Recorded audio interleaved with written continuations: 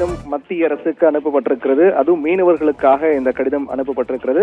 முதலில் அவர் அனுப்பியிருக்க கடிதத்தில் குறிப்பிடப்பட்டிருக்கூடிய விடயங்களை நாம் பார்க்கலாம்.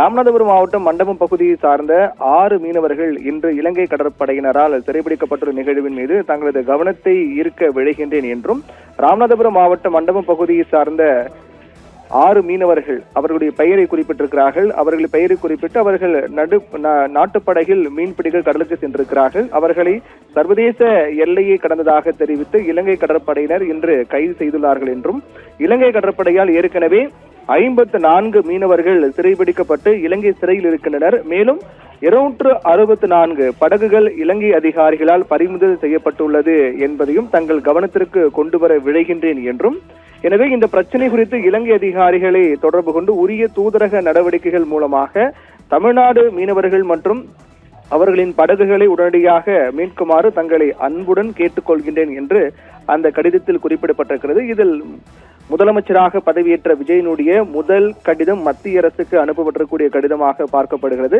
இதில் மீனவர்களுக்காக அவர் கொடுத்திருக்கூடிய கடிதமும் மிகுந்த முக்கியத்துவம் வாய்ந்த ஒன்றாக பார்க்கப்படுகிறது.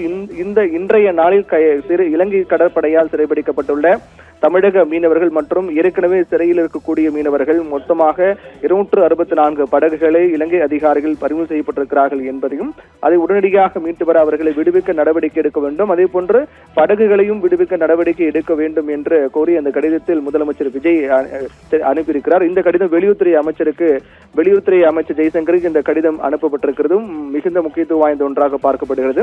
முதலமைச்சராக பதவியேற்றக்கூடிய விஜய் தொடர்ந்து பல்வேறு நடவடிக்கைகள் மேற்கொண்டு வருகிறார்.